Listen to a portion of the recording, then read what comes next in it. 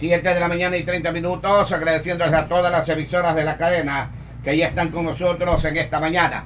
El muy buenos días del señor alcalde de la ciudad, abogado Jaime Nebozadi. Buenos días, señor alcalde. Buenos días, muy cordial para todos quienes me escuchan, para ustedes, por supuesto. Cansado después de tremenda fiesta, señor alcalde, conmemorar un año más de emancipación política. No, si esto recién empieza, ¿cómo voy a cansar? Esto es cuestión de todos los días y gracias a Dios que es así, porque son más servicios, más obras, más progreso que se derrama sobre la ciudad de Guayaquil y sus habitantes, de manera que tenemos que empujar ese carro y lo hacemos con muchísimo gusto. Para usted esto recién empieza, pero para el vicepresidente de la República le hace falta a Guayaquil. Faltan obras en Guayaquil, pero... Yo creo que todavía sigue pensando en Manaví destrozado por el terremoto. Aquí no había ningún terremoto.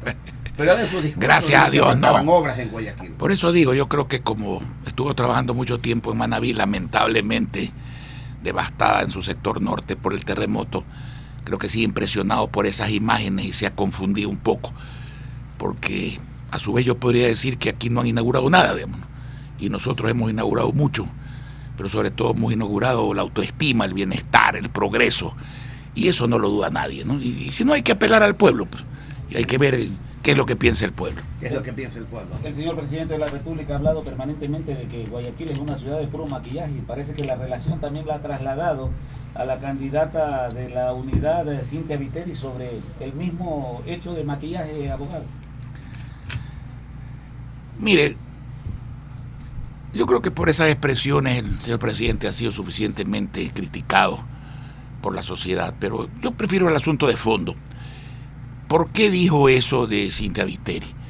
Porque dice que Cynthia Viteri no sabe de economía. ¿Y por qué hizo esa afirmación? Por las propuestas que ha hecho Cynthia Viteri. Comentemos 3 o 4 de ellas y veamos qué pasa. La más importante, porque es general, porque hay otras que son muy, muy importantes y son específicas para cierta gente afectada. Que, ¿cómo va a decir que en el sector privado hay que bajar los impuestos y hay que subir los salarios? Que eso lo que va a hacer es quebrar al Estado y agravar al problema, porque el Estado se va a quedar sin plata. Es todo lo contrario. Mire usted, ¿por qué hoy día la gente no compra? La gente no paga. Y las empresas, por ende, no venden, no cobran. Porque la gente no tiene plata en el bolsillo como tenía antes. Entonces, subieron los impuestos porque el Estado quería buscar más dinero para sí. Yo lo advertí aquí, precisamente en esta misma radio y en muchos otros sitios. Suban los impuestos en crisis y lo que van a hacer es bajar las recaudaciones y crear más pobreza. Y eso es lo que sucedió. Entonces, ¿qué es lo que hay que hacer? Si usted quita el anticipo del impuesto a la renta, que está obligando a la gente a pagar sobre pérdidas, sobre empresas que no tienen patrimonio, porque es un impuesto al activo.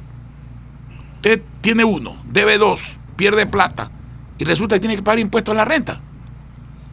Yo no estoy hablando de quitar el impuesto a la renta, ni de bajar el impuesto a la renta. Cuidado, el impuesto a la renta hay que cobrarlo, está bien como está, punto. Quite usted las salvaguardias.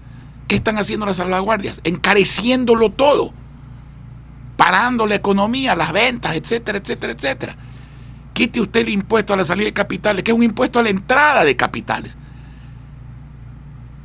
Que hay que revisar las planillas de energía, por supuesto. Si la energía vale 2% al Estado, se vende a Colombia en 6, ¿por qué se la venden al empresario ecuatoriano en 9 centavos? Ahí hay un impuesto escondido. Si usted hace eso, el costo de las empresas va a bajar y permite que racionalmente se suban los sueldos en el sector privado. Usted está poniendo plata de nuevo en el empleado, que es el cliente al mismo tiempo. ¿Qué va a suceder entonces? ¿Qué vamos a ganar todos? Usted tendrá gente que de vuelta pueda comprar y pueda pagar. Tendrá empresas que vendan, cobren, ganen y tributen. Tendrá un Estado que con impuestos menores va a recaudar más por la bonanza, porque va a haber más ventas, va a haber más utilidades. Tendrá usted un freno al despido que hoy día se da todos los días y las empresas ya no despedirán gente. Y los jóvenes que hoy día no tienen el menor viso de poder adquirir un empleo, adquirirán uno. Entonces, ¿quién es que no sabe de economía? El que no entiende esto, el que debe maquillarse, llama. Pero, por otro lado, hay propuestas concretas. A ver, ¿el pueblo está de acuerdo o no está de acuerdo en que la plata del seguro, tanto el seguro social como el seguro de los militares, como el seguro de los policías, es de los que aportamos al seguro? ¿Qué se propone? Señor, no toquen más esa plata, ningún título. Esa plata hay que invertirla de acuerdo con su dueño, como se hace, por ejemplo, en Chile, generando inversiones en la empresa privada, generando riqueza, trabajo, crecimiento.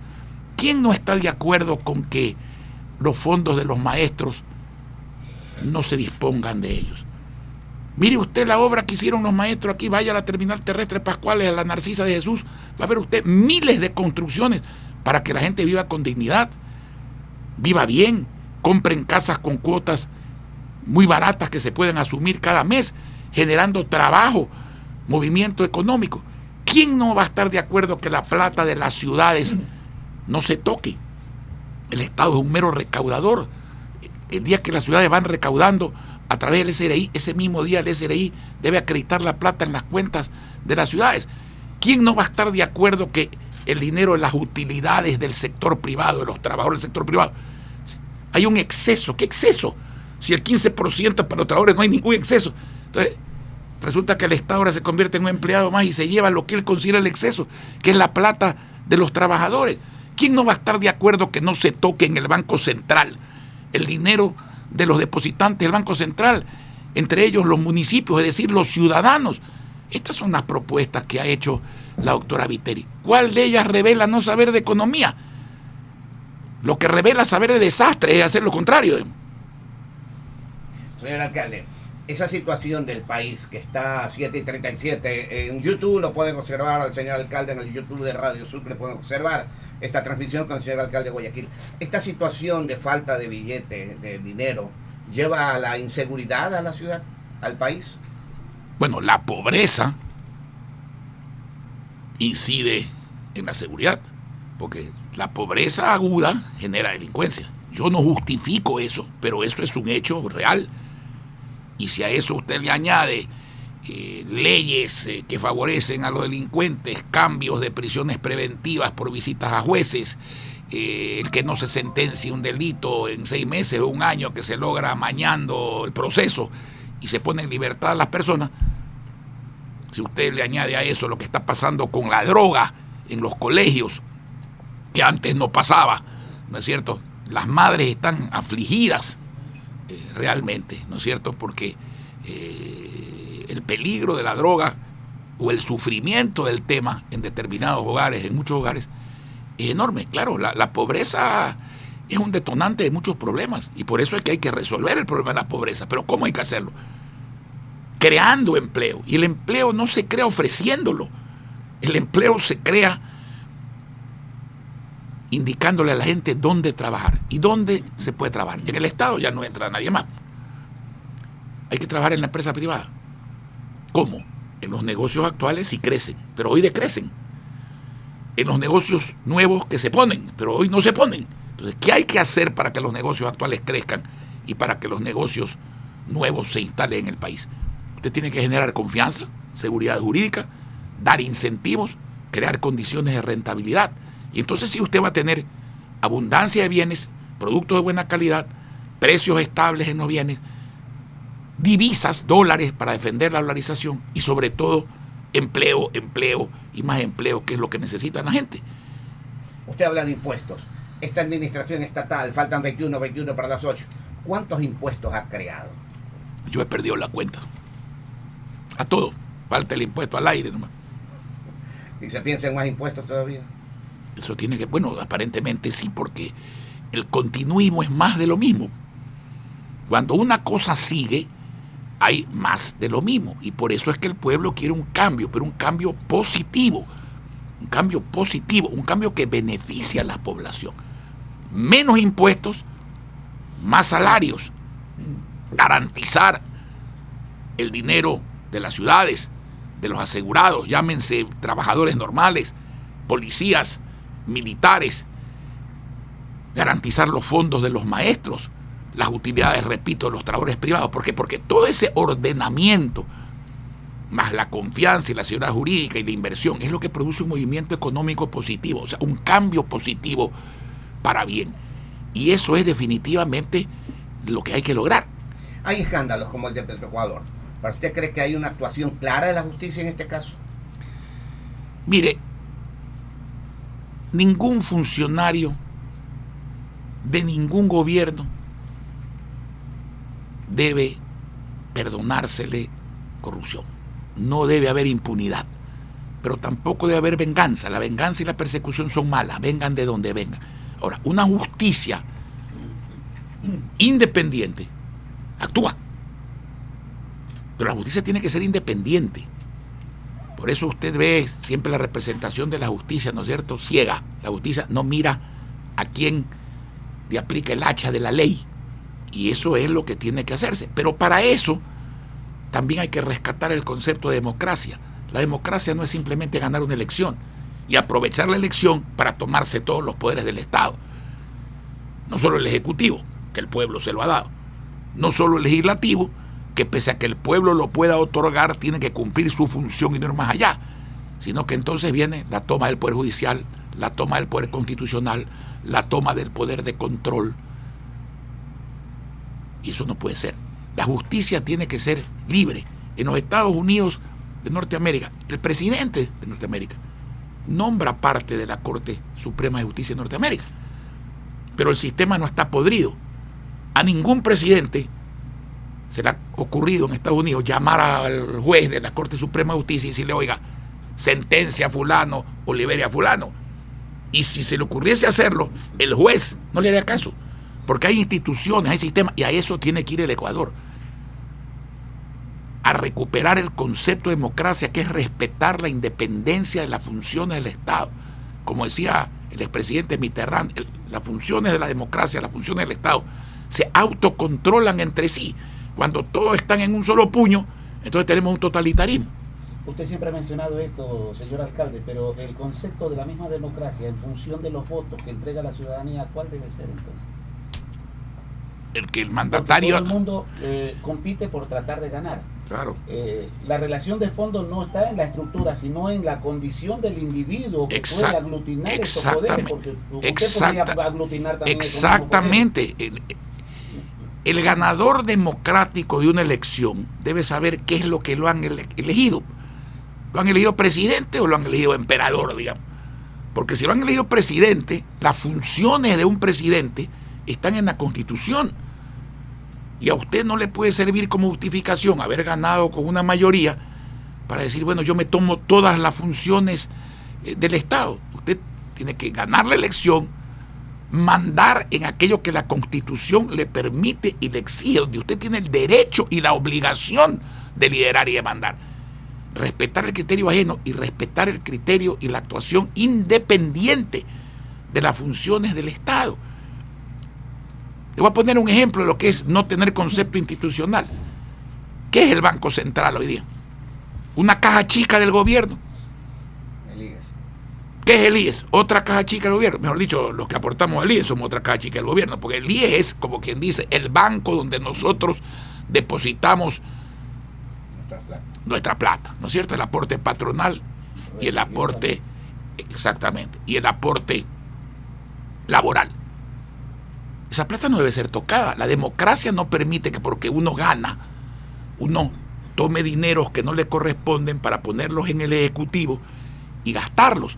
Si el Ejecutivo se enfermó y tuvo una crisis, tiene que salir de la crisis sin contagiar a las ciudades, sin contagiar a las provincias, sin contagiar a los asegurados, sin contagiar a los maestros, sin contagiar a la empresa privada con impuestos, porque a la larga se ha enfermado todo el mundo. Y al enfermarse todo el mundo nace la situación general que vivimos y que es mala y que hay que cambiarla positivamente para bien. Internacionalmente, ¿qué le parece la posición de Trump y de Clinton en la política norteamericana corriendo a la Casa Blanca? La verdad es que apagué el debate el otro día que lo vi, porque me recordaba los mejores tiempos del Ecuador. Usted llamó hace algunos días a una suerte de renunciamiento en el sector de la oposición para establecer posición única. No tuvo eco. Desgraciadamente. Y lo hice a sabiendas de que no iba a tener eco. Primero porque en la vida uno tiene que hacer aquello que cree que es correcto. Y nosotros siempre hemos buscado una unidad total. Y segundo, hay que poner en su sitio al que miente. Y por eso también lo hice. Y déjeme explicarle por qué. Ya empezaba el famoso San Benito de siempre, ¿no? Tratando de echarnos la culpa a nosotros de que por nosotros la tendencia se había dividido. Por nosotros la oposición estaba fragmentada. O sea, el resto de candidatos nadie los menciona. Pero resulta que por el candidato Cintia Viteri se divide la tendencia. Por el candidato Cintia Viteri se divide y se fracciona la oposición. Por los demás candidatos no, hay como 10, pero por los demás candidatos nadie dice nada. Entonces, muy bien, vea usted la paradoja de la vida. La única candidata que puso el país por delante y dijo, yo estoy dispuesta a someterme a un encuestamiento de carácter nacional y que vaya el que más chance tenga de enfrentar al continuismo, fue Cintia Viteri. Todos los demás que querían la unidad, que querían que no se divida la tendencia, que no se fragmente la oposición, todo el mundo dijo que no. Entonces ha quedado claro algo. Cuando busquen un responsable que la tendencia esté dividida y la oposición esté fraccionada, no miren para donde nosotros. Como dirían los niños en el colegio, tú mismo. Yo no fui. ¿No es cierto? Pero la unidad, ¿cómo está en estos momentos? Como usted conoce. Mire, las puertas en la vida sirven para entrar y sirven para salir. El que quiere entrar y quedarse, lo hace. El que quiere entrar y salir, sale. El que no quiere entrar, no entra. Lo importante es que uno tiene que hacer y proponer lo que cree que conviene. Hay mucha gente que confunde mayoría con razón. La mayoría es el 51% o 50% más uno de la opinión. La razón es lo que debe ser. Hay veces la razón tiene mayoría y hay veces la sin razón tiene mayoría. Siempre hay alguien que paga los platos, el pobre pueblo. Entonces hay que tratar de comprometerse a hacer lo que el pueblo necesita y dejar que el pueblo decida y que decidan los que tienen que decidir. Pero uno no tiene que hacer lo que le gusta a los demás, sino lo que cree que debe hacer para ayudar a los demás. Eso es lo importante. Y con eso no hay temor de que la unidad quede débil cada día más y que otros grupos que están formando unidades se fortalezcan políticamente. Hay un hueco, que es el pueblo. Y como yo decía el otro día en mi intervención, el arma más poderosa para hacer una revolución pacífica, como se tienen que hacer las revoluciones hoy, que son cambios rápidos, pero no sangrientos. Ya no son como antes, con balas y cañones, no. Es el voto popular. Pero si esa arma se usa mal, el remedio puede ser peor que la enfermedad. Y el que entra puede ser peor que el que sale, porque la política es como el juego, ¿no? Usted puede perder lo que tiene y lo que no tiene. Nunca hay fondo para estas cosas, nunca se llega al final, salvo cuando se cambia para bien.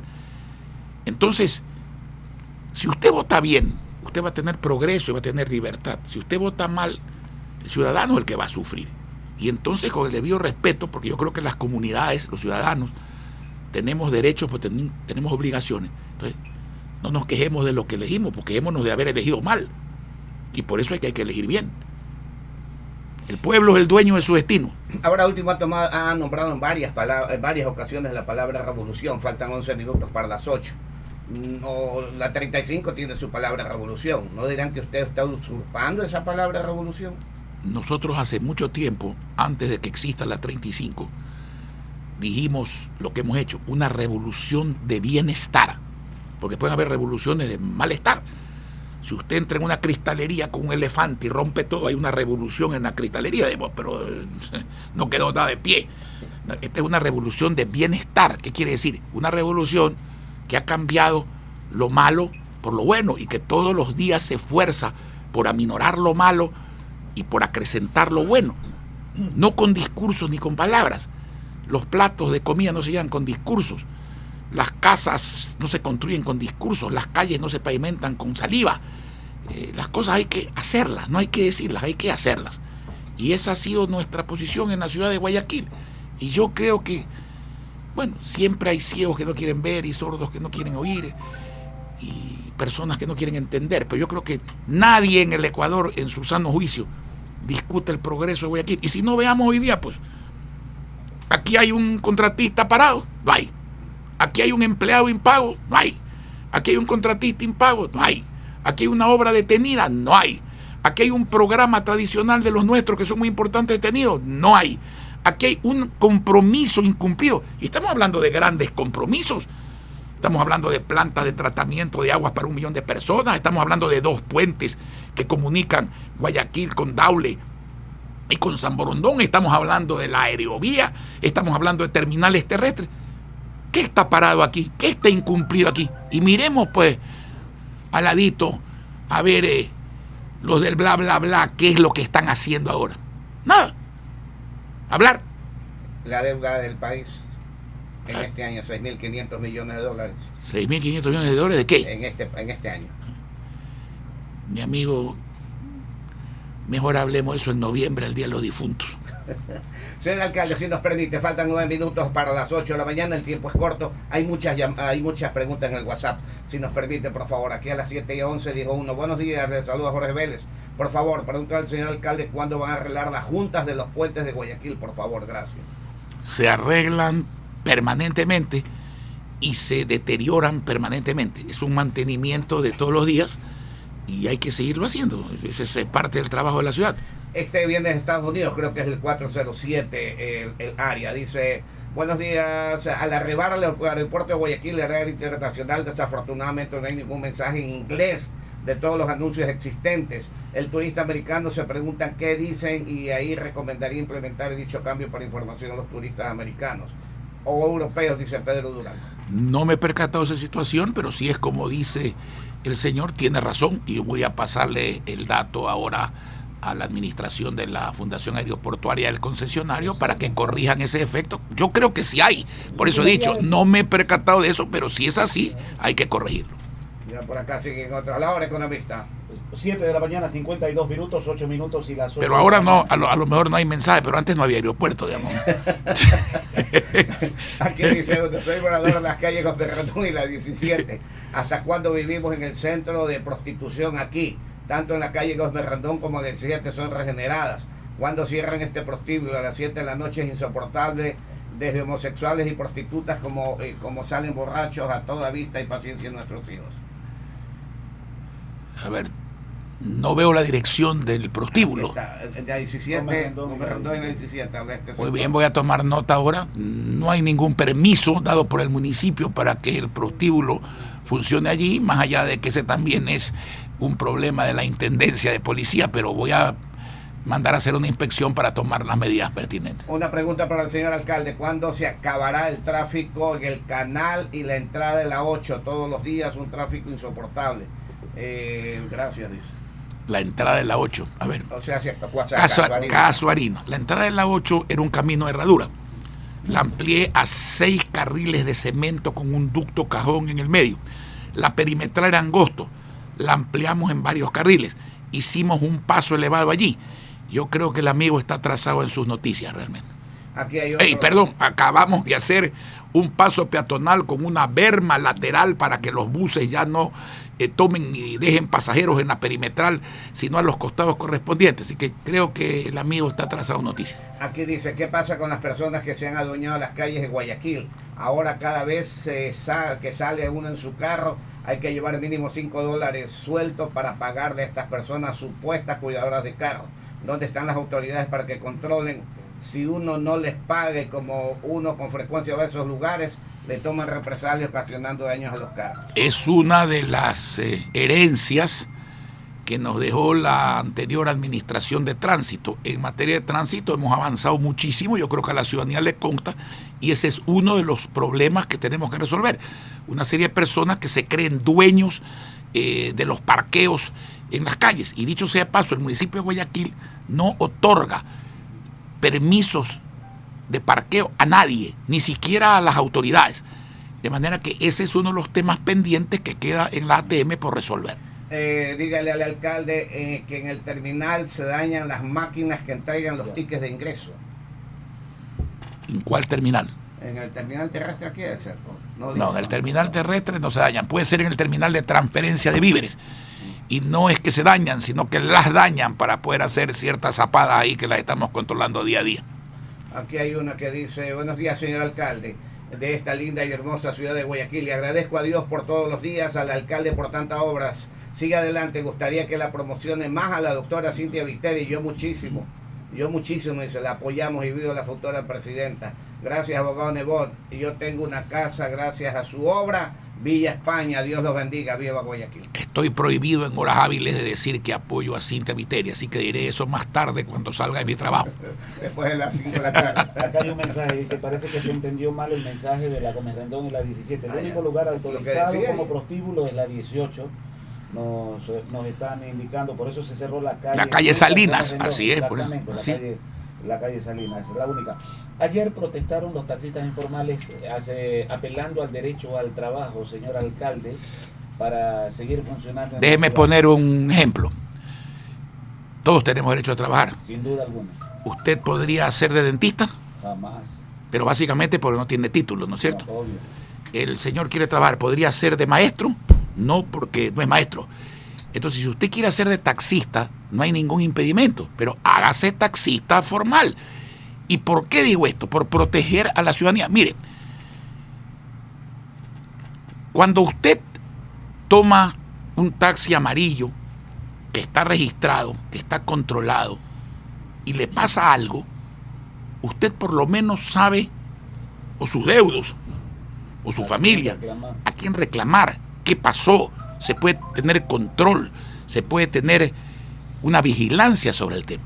Y por eso yo le recomiendo a las personas. Yo comprendo que en la pobreza la gente tiene que hacer muchas cosas para poder vivir.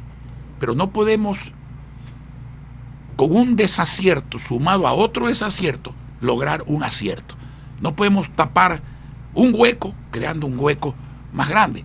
Cuando una persona quiere subirse a un taxi, espere un taxi amarillo, porque si cualquier persona para al lado de ella y le dice suba, que yo lo llevo o la llevo, ¿qué pasa si lo violan, si lo matan, si le roban, etcétera, etcétera, etcétera? Nadie está en contra del trabajo, pero si los señores que tienen vocación de taxista quieren hacerse taxistas, cumplan con las leyes del caso y con las normas del caso, entren al taxismo, pinten su carro y entonces ejerzan la posición de taxistas. No hay ningún problema en eso. Siguen los WhatsApp, mi querido señor alcalde. Dice: ¿cuáles son los posibles binomios de Cintia Viteri? Le preguntan aquí. Hay que preguntarle a la doctora Viteri, ella es la única que está en posición de nombrar su binomio. Aquí dice, esta de aquí dice: yo creo en Nebot, mi familia votará por Cintia. Giovanni Torres dice por aquí. Bueno. La mía también. Bueno, dice: saludos. Después de las 5 yo digo por quién voto yo. Dice: saludos a los mejores alcaldes del mundo. Una pregunta: ¿cuándo inicia la construcción del alcantarillado en la Sergio Toral? Y le pedimos que sea el candidato a la presidencia, Carlos Carril. Yo soy simplemente el alcalde de todos ustedes, aquí estaría hasta el 19. Mire, de la perimetral hacia el oeste, porque allá está la Sergio Toral, hemos terminado todo lo que es legalización de títulos, salvo en el extremo de Monte Sinaí, porque recién la ley de regularización fue aprobada hace poco tiempo. Hay que hacer censos que ya se han hecho, hay que hacer una serie de pasos, y ahí viene la obra definitiva. Pero todo lo que es la perimetral hacia el oeste, que su grueso está en el sector, uno de sus gruesos está en el sector de Fortín, Guerreros del Fortín. Eso tiene legalización de títulos, agua potable por tubería, pavimentación con aceras, veredas, etcétera, etcétera. Tiene absolutamente todo. Ahora, el resto tiene agua potable por tubería, legalización de títulos, y estamos avanzando a pasos muy firmes con todo el alcantarillado sanitario para luego pavimentar. Me refiero a la zona de Pascuales, me refiero a la Valerio Estacio, me refiero a Flor de Bastión. Todo eso está contratado, de manera que todo está andando y todo está caminando, y por supuesto vamos a llegar a la Sergio Toral 2, porque la Sergio Toral 1 ya está considerado. El sector de legalización que nos falta que es pequeño, pero a nosotros cuando decimos pequeño lo vemos en función de territorio. Desde el punto de vista de personas, una persona, una sola, que no tenga servicios, a nosotros nos preocupa, porque todo el mundo tiene derecho a tenerlo. Ahora, veamos qué heredamos nosotros. Bueno, es muy fácil hablar de alcantarillado. ¿Sabe usted a cuántas personas nosotros le hemos puesto alcantarillado? A 800.000 personas. Si usted quita Guayaquil y Quito, no hay ciudad en el Ecuador que tenga 800.000 habitantes. Y obviamente todos eran pobres, pues los ricos tenían alcantarillado. Y en este momento, hace pocos días, inauguré el sistema de bombeo de alcantarillado de la perimetral hacia el oeste, precisamente hacia la zona de Sergio Toral, para 140.000 personas. Y si usted visita la zona en estos momentos, se está trabajando simultáneamente, después de haber puesto agua potable por tubería, se está trabajando en pavimentación y alcantarillado sanitario al mismo tiempo. De manera que entre este año, lo que queda, el año que viene, definitivamente esos problemas van a quedar arreglados. Ya son problemas marginales en cuanto a que la mayoría del tema se ha resuelto y obviamente vamos a atacar y resolver el problema que falta. Aquí hay uno. Buenos días. ¿Cómo sacar permisos para vender uniformados fuera de los colegios? Es decir, para vender poniéndose uniforme. Poniéndose uniforme fuera de los colegios. Hay partes donde se puede y partes donde no se puede. Hay que ir al municipio, preguntar dónde se puede y donde está permitido por la ley, definitivamente sí. El ingreso a la avenida del Bombero vía Las Costas es un embudo y en corto plazo será un caos el tránsito. Letreros caen de viejos. Saludos. Eso dice. Los letreros se caen de viejo porque durante muchas décadas que no teníamos eso nosotros en competencia, sino la Comisión de Tránsito, así lo dejaron. Pero precisamente en este momento estamos haciendo un concurso de señalización vial. La ATM va a reemplazar todos esos letreros. Y yo, con el debido respeto, no creo que ese sector sea un embudo. Ahí la avenida del Bombero se hizo el túnel sobre el Cerro San Eduardo, bajo el Cerro San Eduardo, se hizo el gran paso elevado y el embudo era en la Carlos Julio Aroce Mena girando hacia la vía Daule. Eso fue reformado y ya no hay ningún embudo. Que en horas pico hay un tráfico denso, es correcto. Pero bueno, eso pasa en Nueva York, pasa en París, pasa en Bogotá, pasa en Buenos Aires, pasa en Quito y también pasa en Guayaquil. Porque las ciudades grandes tienen siempre ese problema. Lo importante es tomar soluciones como las que estamos tomando de múltiple tipo, entre ellas haber sacado 600 buses obsoletos que daban vueltas por Guayaquil sin prestar ningún beneficio ni a sus propietarios, peor al público, y se siguen tomando medidas de automatización, de semaforización integrada, de puentes, de aerovía, de romper este tipo de ajustes que no permiten que el tráfico fluya.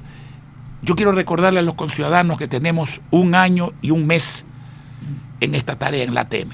Hemos creado un problema de 60 años. Entonces, hemos hecho mucho, no lo hemos hecho todo, ¿no es cierto? Hay alguien que podría hacerlo todo en 7 días, que es Dios. No va a venir por aquí a ser alcalde, ni a ser presidente, ni nada. Así que el trabajo tenemos que hacerlo nosotros. Señor alcalde, 8 y 3, mire, queden preguntas como usted no tiene idea allí en el WhatsApp. Un abrazo a todos los que preguntan y bueno, les daremos las respuestas en la próxima vez que tengan la bondad de invitar. El señor alcalde de Guayaquil en cadena de emisoras, como todos los días miércoles el día de hoy. Matriz Radio Sucre. Gracias a todas las colegas. 8 y 4. Gracias a todos.